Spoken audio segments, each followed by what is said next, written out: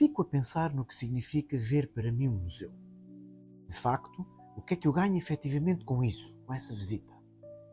É uma questão que merece ser demoradamente aprofundada e refletida, porque os museus fazem parte das nossas vidas, são o espólio das nossas peças de arte, dos nossos pensamentos, dos conhecimentos que foram sendo acumulados. Mas os museus também estão, de certa maneira, associados às coisas antigas ali depositadas, guardadas, arquivadas, que talvez já não sirvam para mais nada a não ser para que essa coisa que é a arte seja mostrada ao mundo, independentemente da sua definição ou significado. Fico então a pensar no que é que o museu é para mim. Uma sucessão agradável e apaziguante de imagens razoavelmente inúteis? Uma oportunidade de aprender mais sobre o passado, o presente e o futuro? Ou um momento bem passado depois de contribuir financeiramente para a conservação das obras de arte? Talvez seja, na verdade, um pouco disto tudo, embora a esta pergunta não se responda com facilidade. De qualquer forma, já aprendi algumas coisas sobre essas visitas. Normalmente são muito do meu agrado, mas se forem feitas ao meu ritmo, na tal sucessão agradável e apaziguante de imagens razoavelmente inúteis, até que aquele conjunto eventualmente possa revestir-se de algum significado, e não com os guias que explicam tudo ao pormenor, talvez por me encontrar numa fase da vida em que aquilo que quero é sentir e não perceber porquê, ou talvez por achar que uma visão holística dos assuntos é mais útil à minha felicidade. Ora, esta questão que acabei de referir trata-se de uma mudança fundamental de paradigma que a minha cabeça e o meu ser levaram a cabo nos últimos anos e que me tem ajudado a olhar para os museus que visito com muito agrado. Penso que antes talvez sentisse uma certa obsessão com tudo, não sei, mas definitivamente com a informação com a qual somos diariamente bombardeados, porque tinha a ideia que era preciso perceber tudo ao pormenor, saber tudo ao pormenor, quase como se as relações efetivas com os locais, as gentes e os saberes não importassem, desde que esses locais, essas gentes e esses saberes existissem. Hoje não penso felizmente assim, e tal mudança no meu pensamento ajudou-me a apreciar obras de arte que antes acharia aborrecidas por causa dos detalhes técnicos com que tentavam bombardear. Considero, aliás, que este é um dos principais problemas do nosso sistema educativo, o de não considerar os tais afetos como fazendo parte fundamental do nosso crescimento enquanto seres, comportando-se como se tudo fosse muito simples e objetivo. Independentemente de todas estas ideias, tinha optado então por um museu de arte moderna, onde esperava encontrar alguma das famosas pinturas de Miró e Picasso. O museu está instalado num edifício grande e moderno, daqueles feitos especialmente de estruturas metálicas aparafusadas umas às outras e cobertas por grossas e pesadas chapas de vidro. Os pisos que albergavam as exposições eram de betão armado e quase não tinham janelas. Pareciam-se com caixas sóbrias, cúbicas e ultra-resistentes, encaixadas naquele edifício de metal e vidro. Como sempre, eu ia razoavelmente encantado, mas também com bastante sono. Não tinha, na verdade, dormido muito, apenas o mínimo suficiente. Uma outra desvantagem do autocarro noturno que tinha acabado de utilizar de Lisboa até Madrid.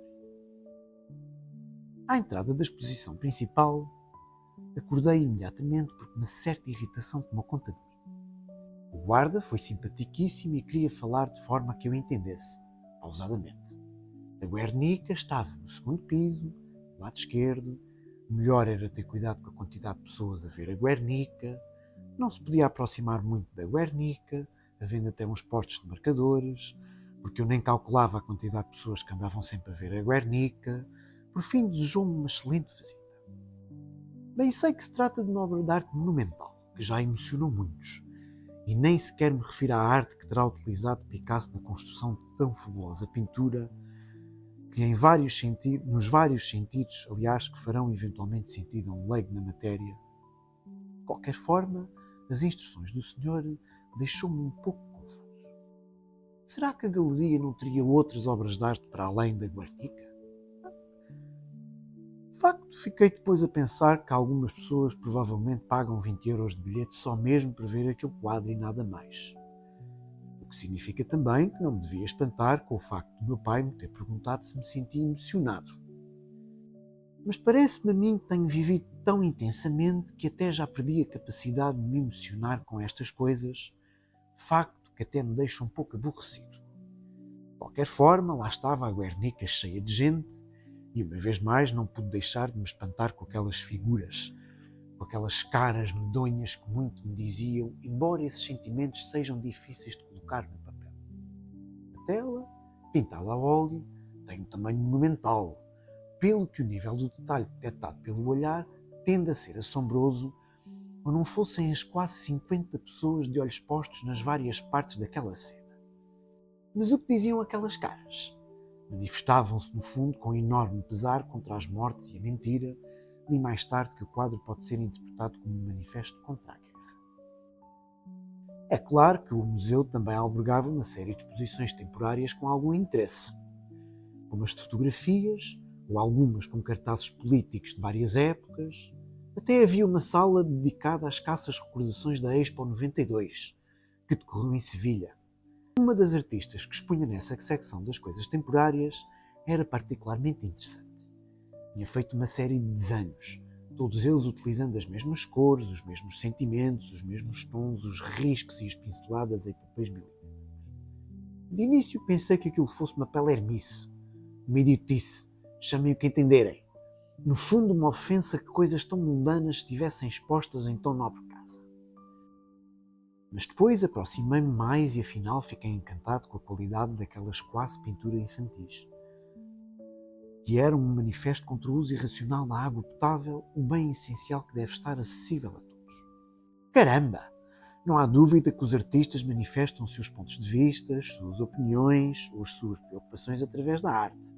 Não há qualquer dúvida sobre isso. E os escritores? Também serão artistas?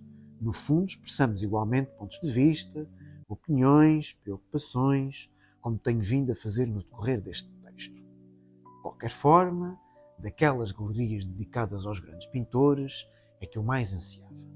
E não foi realmente caso para menos. Cada vez que eu me deparava com uma pintura dessas, era confrontado com uma espécie de baque, um coice emocional que me deixava espantado e até com dúvidas sobre se poderia existir algum ser humano que fosse capaz da construção de uma coisa daquelas.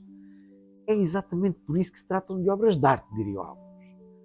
Falo, por exemplo, dos quadros de Dalí ou de Picasso, de todas as obras expostas naquele museu naquele dia, que apesar de serem absolutamente diferentes entre si, pelo menos algumas delas, me despertaram um sentimento comum que se assemelha muito à dúvida anterior, ao facto de me parecer quase impossível que exista quem consiga produzir tão belas pinturas, tão belas alegorias, e aquelas sombras e aquelas cores que a mim me parecem absolutamente impossíveis de pincelar naquelas telas. Depois desta reflexão, não é difícil perceber por que motivo gosto de ir a um museu destes, para experimentar estes bons sentimentos, esta descarga de emoções e neurotransmissores no meu cérebro, para testar os limites destas minhas emoções, para descobrir mais do que não estou à procura. Posta esta leitura sobre a ida ao Museu Rainha Sofia, devo dizer-vos que espero-vos também um vídeo com algumas imagens daquilo que eu encontrei no Museu Rainha Sofia. Muito obrigado por assistirem aos meus vídeos, subscrevam aos meus canais, aliás, subscrevam ao meu canal e, uma vez mais, muito obrigado pelos 100 subscritores.